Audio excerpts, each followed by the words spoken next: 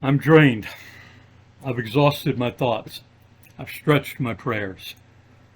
I'm sapped of strength to do either in a meaningful way, yet I pray. Yet I think. And in my thinking and praying, I seek wisdom to act, to do, to behave, to exercise influence, to know, and to share wisdom. I have big feet. And my elder and Sunday school teacher, Mrs. Daniels, told me I should attach them to my prayers because the most vital intervention in prayer is not outside of ourselves, it's inside of us. It motivates, it activates, it empowers us.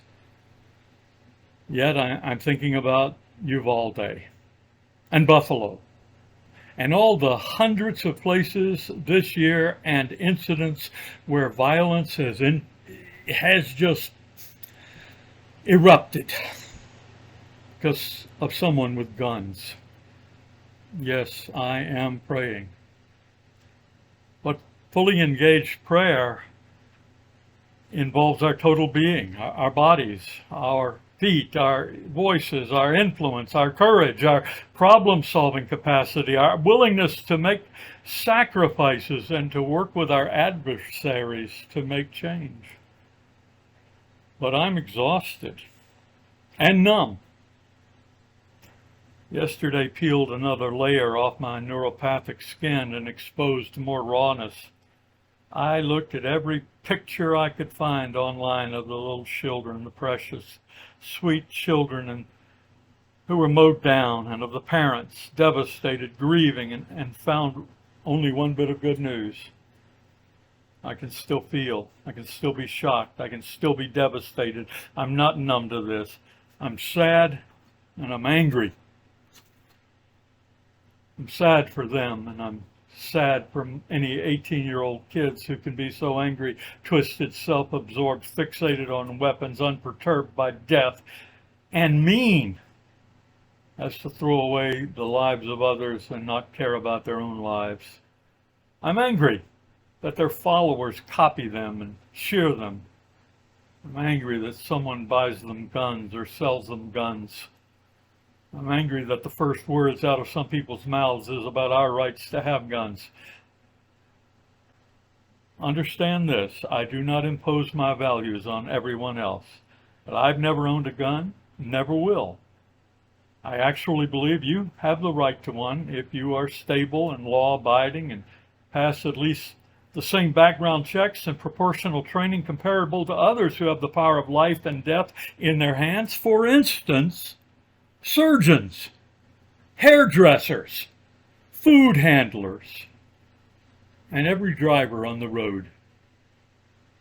Personally, I don't need guns. I don't want them. I don't allow them in my home. That's a mutual decision between myself and my wife.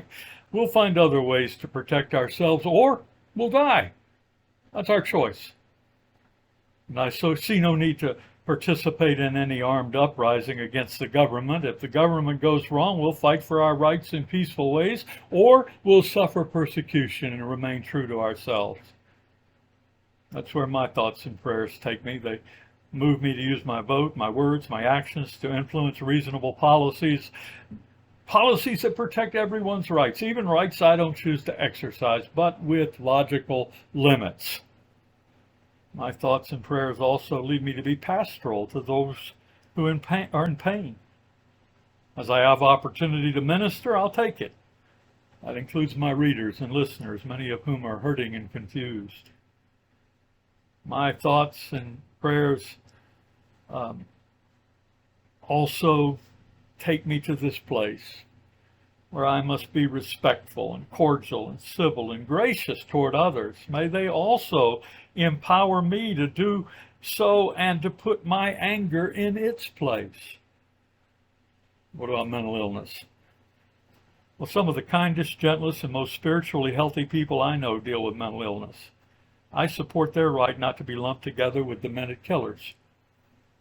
I will certainly not do that to all gun owners and hunters either.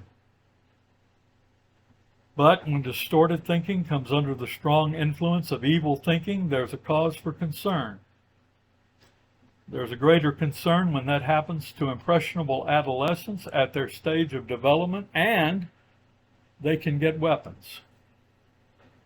So how can we influence that with our thoughts and prayers? Well, I'm not being sarcastic when I'm asking that, and I'm not expecting a quick answer. If we combine thinking and praying, we may start with more questions than answers. Arrogance does not appreciate that, but genuine spirituality does. Well, I said I was exhausted, and I am. I'm done for now, without a clever closing. Maybe that's the way it should be. Put a comma there. I'm out.